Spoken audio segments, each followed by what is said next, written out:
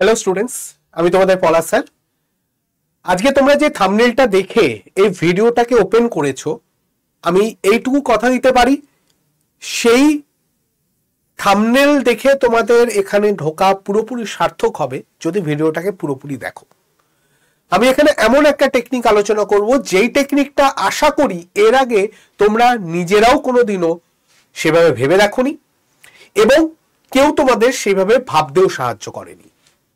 আজকে আমরা পিওয়াইকিউ কিভাবে অ্যাকচুয়ালি প্র্যাকটিস করা উচিত সেই ব্যাপারে আলোচনা করব।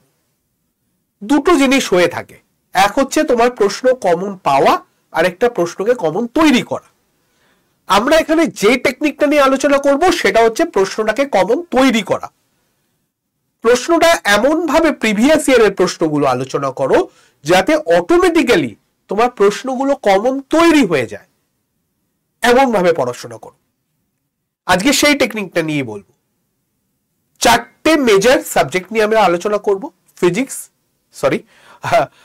History, geography, polity, economics. তো এই চারটে যে মেজর জিএস এর চ্যাপ্টার আছে, সেই চারটে সাবজেক্ট নিয়ে আমরা আলোচনা করব। তো সবার প্রথমে পলিটি নিয়ে একটু আলোচনা করা যাক। প্রশ্নটা তোমরা দেখতেই পাচ্ছ চোখের সামনে, যে এখানে বলা হয়েছে by which article Indian constitution can writ be issued by supreme court. Indian কনস্টিটিউশনের কোন আর্টিকেলের দ্বারা সুপ্রিম কোর্ট রিট জারি করতে পারে? খুব কমন একটা প্রশ্ন এবং আমার ধারণা তোমরা সবাই জানো। অপশানে আছে আর্টিকেল 32, 226, 21 এবং 14। তোমরা যারা যারা অ্যান্সার জানো ফটাফট অ্যান্সারটাকে আগে করে ফেলো। আশা করি তোমরা সবাই অ্যান্সারটা করেছো এবং কারেক্ট অ্যান্সার করেছো। কারেক্ট অ্যান্সারটা কি? তো কারেক্ট অ্যান্সারটা হচ্ছে আর্টিকেল 32। আমরা জানি। এবার প্রশ্ন হচ্ছে, স্যার এটা তো আমরা জানি, এভাবে তো আমরা প্র্যাকটিসও করি, কিন্তু আপনি কি নতুন বলতে চলেছেন? তোমাদের অনেকে একটা জিনিস প্রায়ই বলে, অপশনগুলো ভালো করে অ্যানালিসিস করো। শুধু অ্যান্সার নয়, অপশনগুলো। আমি তার থেকে আরেক ধাপে করছি। আমি তোমাদের বলছি, শুধু অপশন আলোচনা করো না, অ্যানালিসিস করো না, সঙ্গে প্রশ্ন অ্যানালিসিস করো। প্রশ্ন থেকে নতুন কি প্রশ্ন তৈরি হতে পারে সেটাও ভাবো। যেমন সবার প্রথমে আমি এখানে একটা ওয়ার্ড দেখতে পাচ্ছি, রিটস। রিটস দেখলেই তোমার মাথায় আসা উচিত এই রিটসটা মধ্যে কি কি প্রভিশন রয়েছে, কোন কোন আর্টিকেল দ্বারা রিটস জারি করতে পারা যায়, কারা কারা রিটস জারি করতে পারে, তার মধ্যে কি কি কাজ হয়। তাহলে এর যে পাঁচটা মেইন পার্ট আছে, একটা হচ্ছে হ্যাবিয়াস কর্পাস, দ্বিতীয় হচ্ছে ম্যান্ডামাস, তৃতীয় হচ্ছে প্রহিবিশন, ফোর্থ হচ্ছে সার্টিউরারি, আর কো ওয়ারেন্টো। এবার আমাকে বুঝতে হবে এই পাঁচটা জিনিস কি। সবার প্রথমে তোমাকে এটা নিয়ে আলোচনা করো। প্রশ্ন এরকম আসতে পারে, হেভিয়াস কর্পাস কি? চারটে অপশন দিয়ে দিচ্ছে। হেভিয়াস কর্পাস কি? হেভিয়াস কর্পাস হচ্ছে যদি কাউকে বেআইনি ভাবে আটকে রাখা হয়, সেই বেআইনি ভাবে আটকে রাখা থেকে তাকে মুক্ত করার জন্য যখন হাইকোর্ট বা সুপ্রিম কোর্ট একটা হেভিয়াস কর্পাস জারি করে, তখন পুলিশকে বলা হয় যে তুমি যে করেই হোক এই বেআইনি ভাবে আটকে রাখা লোকটাকে কোর্টের সামনে পেশ করো। এটাকে বলা হচ্ছে হেভিয়াস কর্পাস। তোমরা যারা জয় ভীম সিনেমাটা দেখেছো তারা এই ব্যাপারে খুব ভালো করে বুঝতে পারবে। সেকেন্ড হচ্ছে ম্যান্ডামাস। ম্যান্ডামাসে কি বলা হচ্ছে? ম্যান্ডামাসে বলা হচ্ছে যদি কোনো সরকারি কর্মচারী তার যে কাজটা আছে, তার ডিপার্টমেন্টের যে কাজ, মানে সে তার যে কাজের জন্য সে ওখানে ওই পোস্টে রয়েছে, সে কাজ করতে অনিচ্ছুক হয়, কাজটা না করে, কাজটা করতে ডিলে করে, তাহলে তুমি সুপ্রিম কোর্ট বা হাইকোর্টের কাছে রিট নিয়ে যেতে পারো। সুপ্রিম কোর্ট বা হাইকোর্ট রিট জারি করবে এবং সেই সরকারি কর্মচারীকে তার নিজের কাজটাকে করতে হবে। প্রহিবিশন মানে কি? যখন কোনো লোয়ার কোর্ট বা কোনো ট্রিবিউনাল, কোনো ছোট কোর্ট বা ট্রিবিউনাল যখন নিজের এখতিয়ারের বাইরে গিয়ে কোনো কাজ, নিজের জুরিসডিকশনের বাইরে গিয়ে কোনো আইন প্রণয়ন করার চেষ্টা করে, কোনো রায় দেওয়ার চেষ্টা করে, তখন সুপ্রিম কোর্ট বা হাইকোর্ট, মানে তার ওপরের যে কোর্ট আছে, তারা বলে যে it is out of your jurisdiction, তোমার এটা আইন এখতিয়ারের মধ্যে নয়, তুমি এই কাজটা করতে পারবে না, তাকে এখান থেকে বাধা দেয়। সার্টিউরারি কি? সার্টিউরারি বলছে কোনো লোয়ার কোর্ট যদি কোনো রায় এমন দেয় যেটা, যেই রায় ন্যায্য নয়, যেই রায় ভুল, তাহলে তখন সুপ্রিম কোর্ট বা হাইকোর্ট বলতে পারে যে তুমি এই রায়টা বেআইনি ভাবে দিয়েছো, তোমার রায়টাকে খারিজ করা হচ্ছে, এবং তার বদলে সুপ্রিম কোর্ট বা হাইকোর্ট নিজের মতো কেসটাকে নিজের এখতিয়ারে নেয়। কোয়ারেন্টো মানে কি, যদি কেউ বেআইনি ভাবে কোনো সরকারি দপ্তরে কোনো পজিশনে হোল্ড করে, তাহলে তাকে সেই পজিশন থেকে বের করার জন্য যেই রিট জারি করা হয় সেটাকে বলা হয় কোয়ারেন্টো। এই রিটগুলো কারা জারি করতে পারে? হাইকোর্ট জারি করতে পারে, সুপ্রিম কোর্ট জারি করতে পারে। হাইকোর্ট জারি করে 226 নম্বর আর্টিকেলে, সুপ্রিম কোর্ট 32 নম্বর আর্টিকেলে। তাহলে এই দুটো তোমাকে জেনে রাখতে হবে, 226 আর 32। 32 কিন্তু ফান্ডামেন্টাল রাইটস এর মধ্যেও পড়ে। আচ্ছা, ফান্ডামেন্টাল রাইটস এর মধ্যে তো 12 থেকে 35 পর্যন্ত সবকটা আর্টিকেল পড়ে। তাহলে এই অপশনে যে কটা ছিল তার মধ্যে কিন্তু এইটা, 32, 21, 14 তিনটেই ফান্ডামেন্টাল রাইটস এর মধ্যে পড়ছে। ফান্ডামেন্টাল রাইটস কে মেইনলি 5টা ক্যাটাগরিতে ভাগ করা হয়। এক নাম্বার হচ্ছে রাইট টু ইকুয়ালিটি, যার মধ্যে 14 থেকে 18 থাকে। রাইট টু ফ্রিডম আর্টিকেল 19 থেকে 22 এর মধ্যে থাকে। রাইট টু এগেইনস্ট এক্সপ্লয়টেশন 23 থেকে 24 এর মধ্যে থাকে। Right two freedom of religion 25 থেকে 28 এর মধ্যে থাকে। কালচারাল এডুকেশনাল রাইটস 29 থেকে 30 এর মধ্যে থাকে। 31 নাম্বারটাকে কিন্তু ফান্ডামেন্টাল রাইটস থেকে বের করা হয়েছে। তোমরা কি জানো কেন বের করা হয়েছে এবং কোথায় এখন আছে সে 31 নাম্বার যেটা আগে ছিল আর্টিকেলটা ফান্ডামেন্টাল রাইটস এর মধ্যে? এটা আমাকে কমেন্ট করে জানাও। তাহলে আমাদের এই আর্টিকেল গুলোর সম্বন্ধেও জানতে হবে। রাইট টু ইকুয়ালিটি কি বলছে, রাইট টু ফ্রিডম কি বলছে, রাইট এগেইনস্ট এক্সপ্লয়টেশন কি বলছে, right two freedom of religion কি বলছে, কালচারাল এডুকেশনাল রাইটস কি বলছে, এইগুলো সম্বন্ধে আমাদের আইডিয়া রাখতে হবে। তবে কি আমরা এই প্রশ্ন থেকে অনেকগুলো বের করতে পারবো। আরো কি হতে পারে দেখো, 14 আর 21, সরি ওকে ঠিক আছে, এটা ভুল হয়ে গেছে, একটা 14 আর একটা 21 হবে, বলে দিচ্ছি আমি। 14 নম্বর আর্টিকেল কি বলছে? Equality before law and equal protection of law. আইনের সামনে সবাই ইকুয়াল এবং ইকুয়াল প্রোটেকশন পাবে। মানে আইনের সামনে সবাই সমান, গরিব হোক বড় লোক হোক, কাস্টের কোনো ডিফারেন্স হোক, এজের কোনো ডিফারেন্স হোক, কালচারাল কোনো ডিফারেন্স হোক, কিন্তু তারা ইকুয়ালি ট্রিট হবে।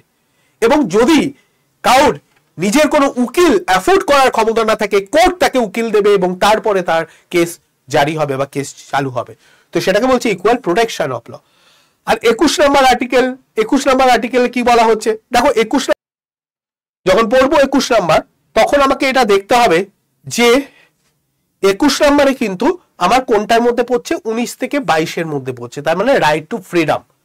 তাহলে রাইট টু ফ্রিডমের মধ্যে 21 নাম্বার পড়ছে, এবং 21 নাম্বার মেইনলি বলছে আমাদের যে নিজের সত্তা বা আমাদের নিজের যাতায়াতের যে ফ্রিডমটা রয়েছে সেটার কথা বলা হচ্ছে। এবং এই 21 নাম্বারের মধ্যে খুব ফেমাস একটা কেস রয়েছে, মেনকা গান্ধী কেস, সেটাও তোমাকে দেখে রাখতে হবে।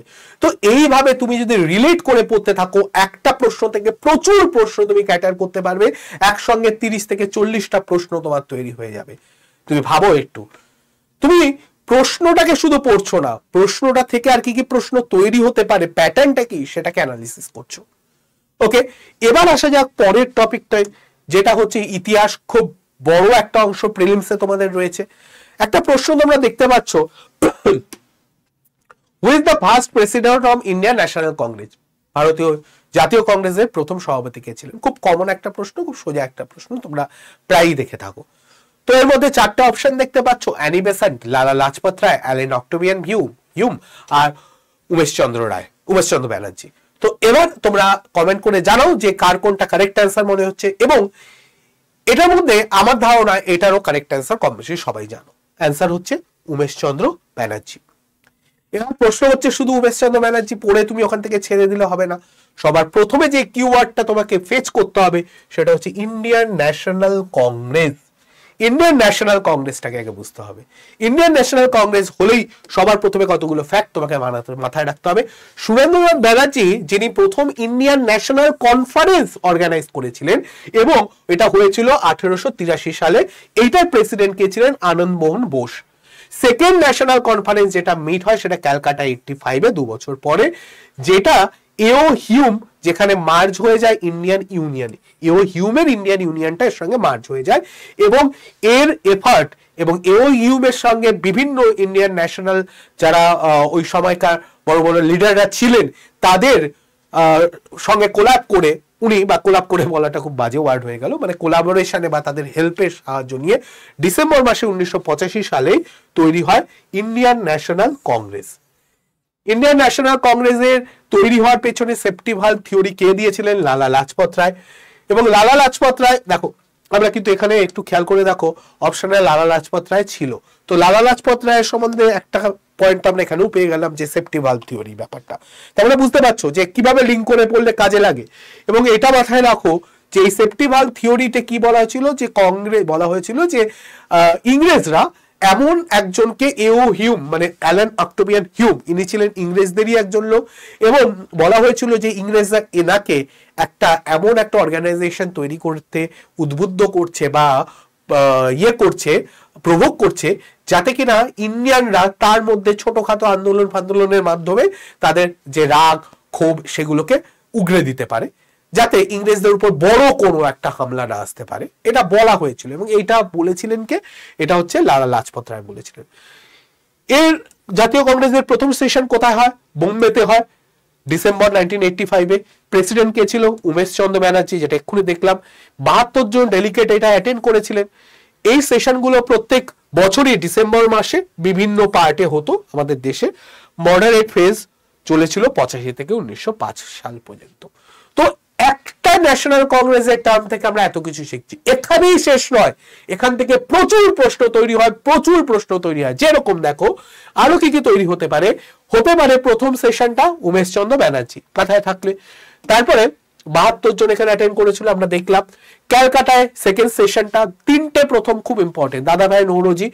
এবং এখানে ন্যাশনাল কংগ্রেস এবং ন্যাশনাল কনফারেন্স, মানে ন্যাশনাল কংগ্রেস আর ন্যাশনাল কনফারেন্স হয়েছিল। আরেকটা ব্যাপার মাথায় রাখতে হবে, দাদাভাই নৌরোজির একটা খুব বিখ্যাত বই আছে, বইটার নাম কি তোমরা যদি জানো কমেন্ট করে জানাবে। মাদ্রাজে থার্ড সেশন হয় সৈয়দ বদরুদ্দিন তৈয়বজি, এবং ইনি হচ্ছেন প্রথম মুসলিম যে কংগ্রেসের প্রেসিডেন্ট হয়। জর্জ ইউল প্রথম ইংলিশম্যান যে কংগ্রেসের প্রেসিডেন্ট হয়। রামতুল্লাহ এম সায়নি কলকাতায় 96-এ যে সেশন হয় সেখানে উনি প্রেসিডেন্ট ছিলেন, এবং এখানে কিন্তু বন্দে মাতরম প্রথমবার গান করা হয়। বেনারসে 1905 গোপাল কৃষ্ণ গোখলে, যিনি হচ্ছেন পার্টিশন অফ বেঙ্গলের এগেনস্টে, ওখানে কথা তোলেন। ক্যালকাটায় 1906 হয়, যেখানে স্বরাজ ওয়ার্ডটা প্রথম ব্যবহার করা হয়। সুরাতে রাসবিহারী বোসের নেতৃত্বে 1907 সালে হয়, যেখানে এক্সট্রিমিস্ট অ্যান্ড মডারেটের ভাগ হয়। ক্যালকাটায় 1911-তে যখন হয়, সেটা জনগণ মন অধি প্রথম গান করা হয়। লখনৌতে 1916-তে হয়, সেখানে লখনৌ প্যাক্ট হয়, যেখানে জয়েন্ট সেশন হয় মুসলিম লীগের সাথে। 1917-তে ক্যালকাটা অ্যানি বেসান্টের আন্ডারে হয় ফার্স্ট ওমেন প্রেসিডেন্ট। মনে করে দেখো, এটাও কিন্তু পয়েন্টে ছিল অ্যানি বেসান্টের নাম। তাহলে অ্যানি বেসান্ট কি জন্য বিখ্যাত? প্রথম মহিলা কংগ্রেস প্রেসিডেন্ট। কিন্তু যদি প্রশ্ন করা হয় প্রথম মহিলা ইন্ডিয়ান প্রেসিডেন্ট কে ছিলেন, আরেকটু পরে সেটাই পাবো। 1918-তে বোম্বে অ্যান্ড দিল্লিতে জয়েন্ট দুটো সেশন হয়, বোম্বে এবং দিল্লিতে। আচ্ছা, 1925 সালে কানপুরে সরোজিনী নাইডু প্রথম মহিলা ভারতীয় প্রেসিডেন্ট হয়। লাহোরে জওহরলাল নেহরু হয়, রেজলিউশন হয় পূর্ণ স্বরাজের। মনে করে দেখো, সিভিল ডিসওবেডিয়েন্ট মুভমেন্ট থেকে এখানে 26শে জানুয়ারি, যেটাকে তখন স্বাধীনতা দিবস হিসেবে পালন করা হচ্ছিল, কোন নদীর তীরে এটা করা হয়েছিল, পতাকা তোলা হয়েছিল বলতে পারবে? 1936-এ ফৈজাপুর, জওহরলাল নেহরু ছিল। এটা প্রথম সেশন যেখানে কোনো গ্রামে এই সেশনটা অর্গানাইজ করা হয়। হরিপুরা সেশন 38 সালে, সুভাষচন্দ্র বোস, কে না জানে, আমরা সবাই জানি। এবং এখানে কি তৈরি হয়? এখানে হচ্ছে ন্যাশনাল প্ল্যানিং কমিটি তৈরি করা হয়, যার চেয়ারম্যান করা হয় জওহরলাল নেহরুকে। আর ত্রিপুরি সেশন 1939, যেখানে সুভাষচন্দ্র বোস যেতে, কিন্তু আমাদের মহাত্মা গান্ধী চাইছিলেন যে, উনি সাপোর্ট করছিলেন মেইনলি পট্টাভি সিতারামাইয়াকে, কিন্তু পরবর্তীকালে এখানে প্রেসিডেন্ট হিসাবে নির্বাচিত হলেও সুভাষচন্দ্র বোস এখান থেকে রিজাইন করেন এবং নিজের আলাদা দল তৈরি করেন, এবং রাজেন্দ্র প্রসাদ ওই সেশনের জন্য প্রেসিডেন্ট হন। ওকে, এগুলো তোমরা এখান থেকে দেখে নিতে পারো। লালা লাজপত রায় সম্বন্ধে যখন আসে প্রচুর প্রশ্ন, তাহলে আরেকটা অপশন আমাদের এখানে ছিল, মনে করে দেখো, যে লালা লাজপত রায় অপশনে ছিল, লালা লাজপত রায়ের থেকে তো আমরা একটা জিনিস শিখেছি, কিন্তু আরো কয়েকটা পয়েন্ট এখান থেকে মাথায় রাখতে হবে। কি কি পয়েন্ট দেখে নাও। যেমন হচ্ছে এখান থেকে তুমি এটা জেনে রাখো পাঞ্জাব কেসরি কাকে বলা হয়। 1928 সালে লালা লাজপত রায় সাইমন কমিশনের এগেইনস্টে প্রোটেস্ট করেছিল, আহত হন, মারা যান। লালা লাজপত রায় হচ্ছে instrumental establish the Punjab national bank 1994 সালে। আমরা ইকোনমিক্সে এটা পড়ি যে উনি হচ্ছে ন্যাশনাল, যদিও উনি সিঙ্গেল হ্যান্ডেডলি তৈরি করেননি, বাট উনি একজন ফাউন্ডিং মেম্বার ছিলেন পাঞ্জাব ন্যাশনাল ব্যাংকে। এবং এটা কিন্তু এই মুহূর্তে ভারতের সবচেয়ে পুরনো public sector bank, still existing যদি বলা হয়, পাঞ্জাব ন্যাশনাল ব্যাংক। ওকে, চলো নেক্সট কি, history of Indian national Congress, the history of the Indian national Congress, এটা ওনার লেখা। আনহ্যাপি ইন্ডিয়া, এই বইটাও এটাও ওনার লেখা। তো এইগুলো ওনার সম্বন্ধে জেনে রাখতে হবে। লালা লাজপত রায়ের নাম আসলে আমাদের লাল বাল পাল, লালা লাজপত রায়, বাল গঙ্গাধর তিলক আর বিপিন চন্দ্র পাল, তিনজনের ব্যাপারে একটু জানতে হবে। বাল গঙ্গাধর তিলকের নাম আসলেই আবার আমাদের চলে আসতে হবে হচ্ছে তোমার হোম রুল লীগ, সেখান থেকে অ্যানি বেসান্টের নাম চলে আসবে। তাহলে home rule League, Annie Besant, দেখ পুরো ব্যাপারটা লিঙ্ক হয়ে যাচ্ছে একটা কিরকম, বুঝতে পারছো? মানে এই লিঙ্ক করে করে তোমাকে পড়তে হবে, একটা প্রশ্ন থেকে প্রচুর প্রশ্ন তুমি এক্সপ্লোর করতে পারবে যদি ঠিক মতো জিনিসটাকে কাল্টিভেট করতে পারো। তবে আমি ইকোনমিক্সে, আমার নিজেরও সাবজেক্ট ইকোনমিক্স, তো ইকোনমিক্সের সাবজেক্ট যদি চলে আসি, এখানে দেখা যাচ্ছে which one is the apex organization to control the monetary policy, monetary policy control করার জন্য কোন অ্যাপেক্স অর্গানাইজেশন আছে। আমি সবার প্রথমে এটার অ্যান্সার যদি তোমরা জানো অবশ্যই কমেন্ট করে জানাও। আমি আশা করছি তোমরা জানো এবং তোমরা অ্যান্সার করেওছো। যদি তোমাদের অ্যান্সার করা হয়ে থাকে তাহলে আমি এবার অ্যান্সারটা বলি, যেটা তোমরা ম্যাক্সিমামই কারেক্ট দেবে আমি শিওর। সেটা হচ্ছে RBI, reserve bank of India. Reserve bank of India আসলে প্রচুর পয়েন্ট তোমাদের মাথায় আসা উচিত। কি কি? প্রথমে হচ্ছে 1935,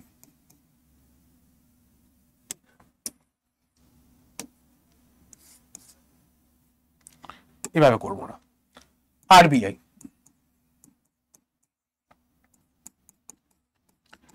established 1935,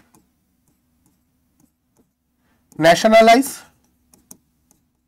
1949,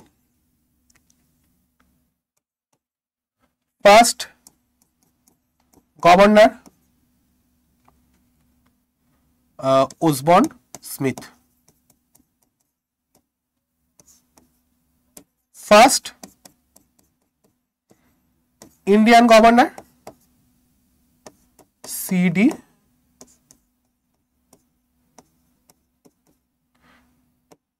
দেশমুখ। নেক্সট ধরো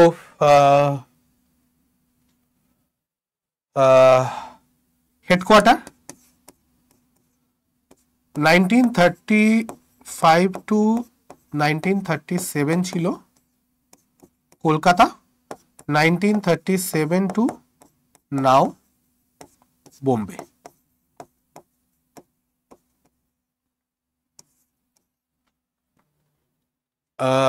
যদি বলি কারেন্ট গভর্নর আসবে হচ্ছে শক্তিকান্ত দাস।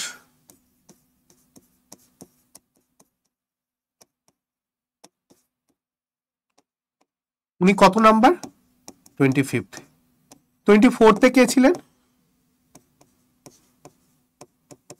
উর্জিত পাতিল।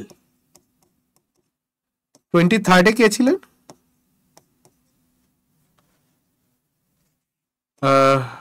23rd ছিলেন হচ্ছে আমাদের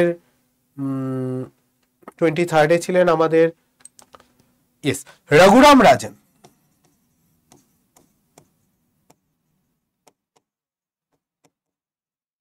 লাস্ট তিনজনের নাম জেনে রাখলে এখান থেকে। ওকে, আচ্ছা আর কি এখান থেকে আসতে পারে? এখান থেকে আসতে পারে হচ্ছে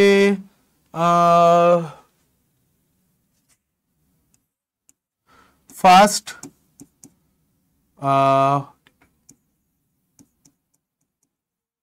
deputy governor women deputy governor কে ছিল? উডেসি। আমার ফার্স্ট নেমটা মনে পড়ছে না, কিসাম উডেসি নামটা দেখে নিও। আচ্ছা আর কি ছিল? আর এর মধ্যে থেকে আরবিআই থেকে আরো অনেক কিছু বের করে। আচ্ছা আরবিআই কিন্তু ইনিশিয়ালি একটা কমার্শিয়াল ব্যাংক হিসাবে কাজ করতো, পরবর্তীকালে সেন্ট্রাল ব্যাংক হিসাবে কাজ করে। আরবিআই এর আন্ডারে কিন্তু মনিটারি পলিসি আছে, মনিটারি পলিসি যদি আবার বলতে হয় তাহলে সেখান থেকে অনেকগুলো জিনিস চলে আসে, তার মধ্যে থেকে সিআরআর চলে আসে, এসএলআর চলে আসে, রেপো রেট চলে আসে, রিভার্স রেপো রেট চলে আসে, তারপরে হচ্ছে আমাদের এনডিটিএল চলে আসে, ব্যাংক রেট চলে আসে, এমএসএফ চলে আসে, মার্জিনাল স্ট্যান্ডিং ফ্যাসিলিটি, এইসব অনেক কিছু চলে আসে, ওএমও চলে আসে, ওপেন মার্কেট অপারেশন, এগুলো সব চলে আসে এর মধ্যে, কোয়ান্টিটেটিভ যে ইয়েগুলো আছে, পলিসিগুলো আছে তার মধ্যে। তো এরকম প্রচুর জিনিস, তুমি একটা জিনিসকে যখন পড়বে প্রত্যেকটাকে পড়তে থাকো এর সঙ্গে লিঙ্ক করে করে, তাহলে দেখবে তোমার পড়াটা একটা সার্থক জায়গায় পৌঁছাবে। এছাড়া যখনই আমি এখানে দেখতে পাচ্ছি যে এপেক্স অর্গানাইজেশনের নাম বলছে, তখন আমি কিছু এপেক্স অর্গানাইজেশন জেনে রাখতে পারি, যেমন bureau of Indian standard BIS এর সম্বন্ধে, headquarter new Delhi, national institute of disaster management NIDM এর সম্বন্ধে নিউ দিল্লিতে হেডকোয়ার্টার। ওকে, তারপরে ইন্ডিয়ান স্পেস রিসার্চ অর্গানাইজেশন ইসরোর সম্বন্ধে ব্যাঙ্গালুরুতে headquarter, food safety and standard authority of India FSSAI new দিল্লিতে অর্গানাইজেশনটার হেডকোয়ার্টার। আচ্ছা, securities and exchange board of India সেবির ব্যাপারে জানতে পারো, সেবি মহারাষ্ট্রে আছে, হেডকোয়ার্টার মুম্বাইয়ে। রিজার্ভ ব্যাংক অফ ইন্ডিয়া তো আমি বললামই, এটা তো হেডকোয়ার্টার বলা হয়নি। আচ্ছা, মুম্বাইয়ে হেডকোয়ার্টার। ওকে, তো আচ্ছা হেডকোয়ার্টার আমি বলেছিলাম, কি বললাম না হেডকোয়ার্টার, হ্যাঁ হেডকোয়ার্টার বলে দিয়েছি, বোম্বে বা মুম্বাই, ঠিক আছে। এছাড়া তুমি আরো কিছু ফাইন্যান্সিয়াল ইনস্টিটিউশন আছে, যেমন হচ্ছে national housing bank NHB headquarter new দিল্লিতে, export and import bank, bank of EXIM bank, সেটা হেডকোয়ার্টার মুম্বাইয়ে, institute of chartered accountant of India ICAI new দিল্লিতে headquarter, national bank of agriculture rural development NABARD সেটা হচ্ছে মুম্বাইয়ে headquarter, এবং আরো কিছু অর্গানাইজেশন আছে যেগুলো হেডকোয়ার্টার তোমরা দেখে রাখতে পারো কোথায়, কারণ এগুলো প্রশ্নে আসতে পারে। এবার আমি যদি একটু প্রশ্নটা আরেকবার চলে যাই, একটু ব্যাকে যাই, গিয়ে এখানে আরো 3টা অর্গানাইজেশনের নাম আছে, NABARD, IRDAI, সেবি, এগুলো সম্বন্ধে একটু পড়ে নি, তাহলে এগুলো সম্বন্ধে একটু দেখে নেওয়া দরকার। NABARD এর সম্বন্ধে যদি দেখি, NABARDটা কি National Bank for Agriculture and Rural Development, মানে রুরাল ডেভেলপমেন্ট, গ্রামীণ কোনো ছোটখাটো বিজনেসের জন্য, ফান্ডিং এর জন্য, চাষবাসের জন্য, চাষের জিনিসপত্র কেনার জন্য, ইত্যাদি ইত্যাদি ছোটখাটো কাজ, বা কোনো যদি ফিশারিজের কাজের জন্য, পোলট্রির কাজের জন্য হয় গ্রামে, তখন সেটা ফান্ডিং প্রোভাইড করে NABARD। ওকে, তো NABARD এস্টাবলিশ হয়েছিল কবে? NABARD এস্টাবলিশ হয়েছিল হচ্ছে 82-তে, হেডকোয়ার্টার মুম্বাইয়ে, আর কারেন্ট হেড হচ্ছে শ্রী শম্ভু S কুমার। আর যদি এটা সম্বন্ধে জানতে হয়, আচ্ছা NABARD হয়ে গেল। আচ্ছা, IRDAI মানে insurance regulatory and development authority of India, এটা বেসিক্যালি ইন্স্যুরেন্স সেক্টরের এবং ইন্স্যুরেন্স সেক্টরের সঙ্গে যারা জড়িত, কিভাবে লাইসেন্স পাবে কোম্পানিগুলো, কিভাবে যারা কাস্টমার আছে তারা যাতে ডিপ্রাইভ না হয়, তাদের পলিসি যাতে ঠিকঠাক মতো মেনটেন হয়, সেই সব জিনিস দেখার কাজ হচ্ছে IRDAI। এটা হচ্ছে এস্টাবলিশ হয়েছিল 99-এ, হেডকোয়ার্টার হচ্ছে হায়দ্রাবাদে, এবং কারেন্ট হেড হচ্ছে সুভাষ চন্দ্র খুন্টিয়া। আচ্ছা, সেবির কাজ কি? বেসিক্যালি যে সিকিউরিটিজ এবং যে বিভিন্ন রকমের আমাদের ধরো আমাদের ইন্স্যুরেন্স বলছে, যে বিভিন্ন রকমের স্টক এক্সচেঞ্জ গুলো আছে, সেইগুলোর দেখাশোনার দায়িত্বে, সেইগুলোকে ঠিকমতো স্ক্রুটিনাইজ করার দায়িত্ব হচ্ছে securities and exchange board of India. Establish হয়েছিল 1988-এ, হেডকোয়ার্টার হচ্ছে মুম্বাইয়ে, আর কারেন্ট হেড হচ্ছে মাধবীপুরী বুচ। আচ্ছা, এটা মাথায় রাখতে হবে, এটা যদিও 88-এ তৈরি হয়েছিল, কিন্তু এটা স্ট্যাটিউটরি বডি, স্ট্যাটিউটরি স্ট্যাটাস পায় কিন্তু 92 সালে, এটাও প্রশ্নে জিজ্ঞেস করে। তাহলে একটা জায়গা থেকে আমি কত কিছু এক্সপ্লোর করতে পারছি, কতগুলো দিক এক্সপ্লোর করতে পারছি, তোমরা একটু ভাবো, জাস্ট জিনিসটাকে একটু বোঝার চেষ্টা করো আমি কি বলতে চাইছি। জিওগ্রাফির একটা প্রশ্ন দেখা যায়, গঙ্গা নদীর প্রবাহপথ কোথায় গিয়ে শেষ হয়েছে, বা কোথায় এই নদীটা ফল করেছে finally? Bay of Bengal, Arabian Sea, Indian Ocean, আর পার্ক স্ট্রেট। তো আমরা সবাই জানি বঙ্গোপসাগরে পড়েছে, বে অফ বেঙ্গলে গিয়ে পড়েছে, আমরা সবাই জানি। তো তোমরাও নিশ্চয়ই জানো, অ্যান্সারও নিশ্চয়ই করেছো, বঙ্গোপসাগর বা বে অফ বেঙ্গল। এর মধ্যে থেকে অনেকগুলো জিনিস জানার আছে। এবার গঙ্গা নিয়ে যদি আমি একটু কাল্টিভেট করি, গঙ্গার সবার প্রথমে হচ্ছে গঙ্গার সোর্স কোথায়? সোর্স হচ্ছে গঙ্গোত্রী গ্লেসিয়ার থেকে, উত্তরকাশী হিমালয়ের, উত্তরকাশী ডিস্ট্রিক্ট এবং উত্তরাখণ্ড। লেন্থ যদি বলি অ্যাপ্রক্সিমেটলি 2525 কিলোমিটার বা 1569 মাইল লং। ফ্লো যদি বলি, এটা ফ্লো করেছে ইন্ডিয়া বাংলাদেশের মধ্যে এবং 8টা স্টেটের মধ্যে, আমি সেটা পরে বলেও দিচ্ছি। ট্রিবিউটারির মধ্যে, মেজর ট্রিবিউটারির মধ্যে কি কি আছে? যমুনা, ঘাগরা, গন্ডাক, কোশি, মহানন্দা, এরকম আরো অনেক আছে। পিলগ্রিমেজ সাইট কোনগুলো? যেগুলো হচ্ছে খুব প্রচুর পরিমাণে ভক্ত সমাগম ঘটে, বারাণসী, হরিদ্বার, এলাহাবাদ, যেটাকে এখন প্রয়াগরাজ বলা হয়, ঋষিকেশ ইত্যাদি ইত্যাদি জায়গা। কুম্ভ মেলা হয় প্রত্যেক 12 বছরে একবার হয়। কোথায় হয়? প্রয়াগরাজ, যেটা এখন প্রয়াগরাজ নাম, আগে ছিল এলাহাবাদ নাম। ওকে। গঙ্গা রিভারে একটা প্রজাতি পাওয়া যায় গঙ্গা রিভার ডলফিন বলে। এটা কিন্তু একটা এন্ডেঞ্জার স্পিসিস, মানে খুব একটা পাওয়া যায় না, এটা গঙ্গাতে একমাত্র এখন পাওয়া যায়। The national Ganga river basin authority NGRBA এটা এস্টাবলিশ হয়েছে 2009 সালে। বিভিন্ন পরিষ্কার পরিচ্ছন্ন গঙ্গাকে আরো পরিষ্কার রাখার জন্য এটাকে তৈরি করা হয়েছিল। অনেক গভর্নমেন্ট স্কিমও তৈরি হয়েছে, যেমন নমামি গঙ্গে প্রোগ্রাম, এটা আমরা জানি খুব রিসেন্ট টাইমে হয়েছিল। আচ্ছা, সুন্দরবনের ম্যানগ্রোভ যে ফরেস্ট, সেটা কিন্তু ইউনেস্কো সার্টিফাইড এবং এটা কিন্তু সবচেয়ে বড় ম্যানগ্রোভ ফরেস্ট ওয়ার্ল্ডে, এবং এটা ইউনেস্কো ওয়ার্ল্ড হেরিটেজ সাইট হিসাবেও এটা ইয়েতে রয়েছে। এবং এর মধ্যে দিয়ে কিন্তু গঙ্গাটা একদম আলটিমেটলি পড়ছে। বাংলাদেশ এবং ইন্ডিয়ার মধ্যে এই ম্যানগ্রোভ ফরেস্টটা রয়েছে। সুন্দরবন বেশিরভাগটা বাংলাদেশে রয়েছে, একটু কম অংশ ইন্ডিয়াতে রয়েছে। তো এই জিনিসটা কিন্তু বেশিরভাগ, এই ব্যাপারটা কিন্তু গঙ্গা কিন্তু পড়ছে আলটিমেটলি এই বদ্বীপটার মধ্যে দিয়ে, এই সুন্দরবন বদ্বীপের মধ্যে দিয়ে। আচ্ছা, গঙ্গা বেসিনের কভার করছে 8টা ইন্ডিয়ান স্টেটকে। স্টেটের নাম উত্তরাখণ্ড, উত্তরপ্রদেশ, হরিয়ানা, বিহার, ঝাড়খণ্ড, ওয়েস্ট বেঙ্গল, মধ্যপ্রদেশ এবং রাজস্থান। এই 8টা স্টেটের মধ্যে দিয়ে প্রবাহিত হয়েছে। তো কতগুলো প্রশ্ন এখান থেকে তুমি পাচ্ছ ভেবে দেখো। এরপরে যদি দেখি যে গঙ্গার আরো যদি কিছু জিনিস দেখি, যে আমি এখানে প্রশ্নটার মধ্যে ভালো করে চলে যাই আরেকবার। এখানে আবার 4টে অপশন ছিল। বে অফ বেঙ্গল, আমি একটু দেখে নিই যদি বে অফ বেঙ্গল আরবিয়ান সি এর মধ্যে, সরি আরবিয়ান সি না, বে অফ বেঙ্গল আর ইন্ডিয়ান ওশেনের মধ্যে কোথায়, কোনটার মধ্যে, না ঠিকই বলছো, আরবিয়ান সি এর মধ্যে কোন কোন নদীগুলো পড়েছে যদি দেখে নিই। দেখো এখানে আমি এখানে দেখতে পাচ্ছি বে অফ বেঙ্গলে কোনগুলো পড়েছে। গঙ্গা, তার সম্বন্ধে একটু ছোট করে দেখে নিলে মহানদী, কৃষ্ণা, কাবেরী, সুবর্ণরেখা, হুগলি, কোনটা কোথায় পড়েছে, কিসের মধ্যে দিয়ে প্রবাহিত হয়েছে, এই নদীগুলো একটু দেখে নাও। তাহলে আগে গঙ্গা জিজ্ঞেস করেছে, পরের বা গোদাবরী জিজ্ঞেস করতে পারে, পৃথিবীর ভারতের দ্বিতীয় দীর্ঘতম নদী জিজ্ঞেস করতেই পারে এটা সম্বন্ধে, কৃষ্ণার সম্বন্ধে জিজ্ঞেস করতে পারে, সুবর্ণরেখা, হুগলির সম্বন্ধে জিজ্ঞেস করতে পারে। আর কোনটা কোনটা যে আরবিয়ান সিতে পড়েছে, আরবিয়ান সিতে যেগুলো পড়েছে এগুলো মেইনলি হচ্ছে গুজরাট বলো, মহারাষ্ট্র বলো, কর্ণাটক, কেরালা থেকে উৎপত্তি হয়েছে। সেগুলো হচ্ছে নর্মদা রিভার, একটা এটা মধ্যপ্রদেশ থেকে উৎপন্ন হয়েছে, তাপি রিভার সেটা মধ্যপ্রদেশ থেকে উৎপন্ন হয়েছে, মাহি রিভার এটাও মধ্যপ্রদেশ থেকে, এগুলো সব মধ্যপ্রদেশ থেকে, সবরমতী মধ্যপ্রদেশ থেকে, লুনি রাজস্থান থেকে। তো এগুলো একটু দেখে নাও যে কোথা থেকে কোনগুলো উৎপন্ন হয়েছে, কোন ব্যাংকে কোনটা পড়েছে, মানে এটা আরবে কোনটা পড়ে, আরবিয়ান রিভারে কোনটা পড়েছে, বে অফ বেঙ্গলে কোনটা পড়েছে, একটু দেখে নিলে তাহলে ব্যাপারটা প্রশ্নগুলোর সম্বন্ধে তোমার একটা সম্যক ধারণা হয়ে যাবে। পার্ক স্ট্রেট একটা অপশন ছিল। পার্ক স্ট্রেট কোথায়? পার্ক স্ট্রেট হচ্ছে ইন্ডিয়ার যে একদম নিচের পার্টটা আছে এবং তার সঙ্গে যে শ্রীলঙ্কার যে পার্টটা আছে তার যে কানেকশন বা যে ওখানে যে ছোট ছোট বদ্বীপগুলো আছে সেগুলো নিয়ে একটু দেখে নিলে সেটার সম্বন্ধেও।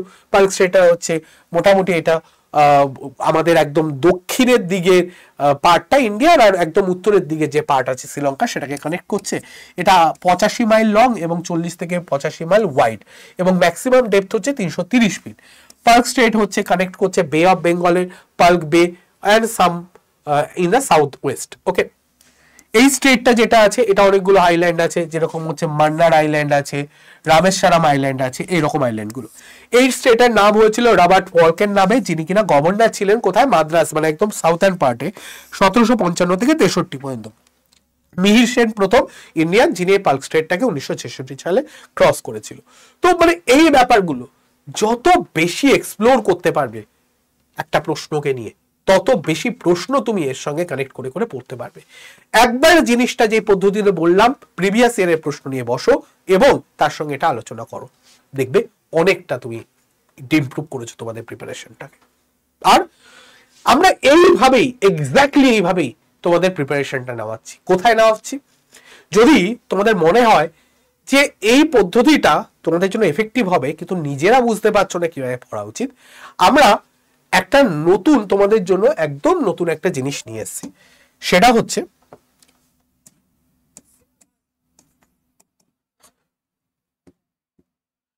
WBCS prelims pills. কি এটা? এটা হচ্ছে এমন একটা কনসাইজ ব্যাচ যেখানে আমরা কেবলমাত্র তোমাদের প্রিলিমসের ওরিয়েন্টেড কিভাবে প্রশ্ন কমন তৈরি করতে হবে সেই নিয়ে আলোচনা করব। ঠিক এই পদ্ধতিতে আমরা প্রত্যেকটা সাবজেক্ট পড়াবো এখানে, কিভাবে একটা প্রশ্ন থেকে আরো 50টা প্রশ্ন তৈরি হতে পারে এবং একটা প্রশ্ন পড়ার মধ্যে থেকে করে 50টা প্রশ্ন আলো তৈরি করতে পারি সেই ব্যাপারে আলোচনা করব এই ব্যাচে। একদম কনসাইজ ওয়েতে ব্যাচটা থাকবে, যেখানে প্রত্যেক সাবজেক্টের জন্য আলাদা এক্সপার্ট ফ্যাকাল্টি থাকবে। তার সঙ্গে আমাদের WBCS টপাররা থাকবেন, র্যাঙ্ক 2 র্যাঙ্ক 3, যারা তোমাদের আরো সুন্দরভাবে জিনিসটাকে তোমাদের সামারাইজ করিয়ে দেবেন। তাদের হাতে তৈরি মক টেস্ট পাবে।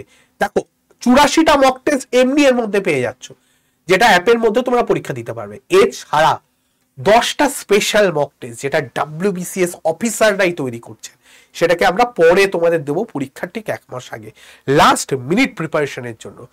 2টো বই পাবে, একটা কমপ্লিট জিকে জিএস বই যেটা প্রিলিমসের জন্য একদম পারফেক্ট, বেশি পড়তে হবে না, যেটুকু পড়ার দরকার সেইটুকুর মধ্যে থাকবে। তার মধ্যে প্রচুর মক, প্রচুর এমসিকিউ থাকবে, প্রচুর ওয়ান লাইনার প্রশ্ন থাকবে, যেগুলোর সঙ্গে তার প্রপার এক্সপ্লানেশন, অ্যান্সার নয় এক্সপ্লানেশন থাকবে।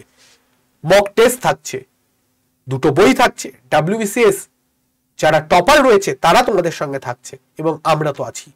এই পুরো জিনিসটা তোমরা যদি প্রিপারেশনটাকে ঠিকঠাক তৈরি করতে চাও তাহলে পুরো জিনিসটা তোমরা পাবে 2700 টাকায় মাত্র। এবং তার জন্য তোমাদের যে কোডটা ব্যবহার করতে হবে Y948। কোথায় পাবে? ভিডিওটার নিচেই একটা অ্যাপ ইনস্টলেশনের লিঙ্ক পাবে, লিঙ্কটা দিয়ে এক্ষুনি ইনস্টল করো। করার সঙ্গে সঙ্গে তুমি বেঙ্গলি স্টেট এক্সাম এবং বেঙ্গলি চুজ করবে কি স্টেট এক্সাম, এবং সেখান থেকে ওয়েস্ট বেঙ্গল চুজ করবে, বেঙ্গলি বলছি, ওয়েস্ট বেঙ্গল চুজ করবে। চুজ করার পরে নিজের নাম নাম্বার দিলেই দেখতে পাবে তুমি ঠিক জায়গায় চলে এসছো। প্রথম একদম একটা গোল মতো দেখাচ্ছে, যেখানে তুমি WBCS দেখতে পাচ্ছ। সেই WBCS এর জায়গায় তুমি সঙ্গে সঙ্গে WBCS-টাকে যখনই ক্লিক করবে, ক্লিক করার সঙ্গে সঙ্গে তুমি দেখতে পাবে একদম ওপরে রয়েছে WBCS প্রিলিমস পিল। সেটা ক্লিক করে ওখানে যেখানে তোমার দেখবে একটা কোড দেওয়ার জায়গা আছে, অলরেডি কিছু একটা কোড দেওয়া থাকবে, সেটাকে ক্রস করবে, পাশে ক্রস চিহ্ন থাকবে, ক্রস করবে বা ওর উপরে ক্লিক করবে, কোডটার উপরে ক্লিক করে এই কোডটা দিয়ে দেবে, দাম কমে যাবে এবং তারপরে ফাইনালি তুমি পারচেস করতে পারবে। দেখো আমরা যে পদ্ধতি তোমাদের বললাম, তোমরা যদি নিজের বাড়িতে পড়তে পারো একদম পড়ো, কোনো অসুবিধা নেই, কেউ বলছে না, মাথার দিব্যি দিচ্ছে না তোমাকে ব্যাচ কেনার জন্য। সেইভাবে পড়ো। যদি মনে হয় যে এফেক্টিভ তাহলে নিজেরা বাড়িতে সেভাবে পড়ো।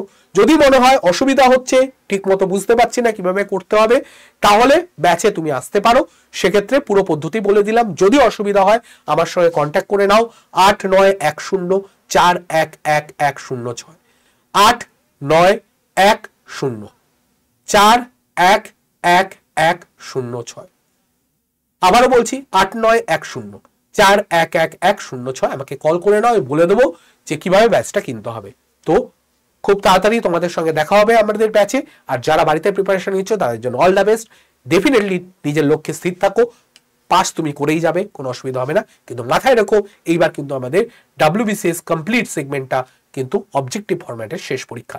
এরপর থেকে কিন্তু এটা ডেসক্রিপটিভে চলে যাবে। সুতরাং খুব সিরিয়াসলি প্রিপারেশন নাও, বাড়িতে নাও বা ব্যাচে নাও, যেখানে নাও, সিরিয়াসনেসটা ইম্পর্টেন্ট। তোমাদের যদি আলটিমেটলি তোমরা যদি ঠিক মতো প্রিপারেশন না নাও তাহলে আমরাও কিছু করাতে পারবো না।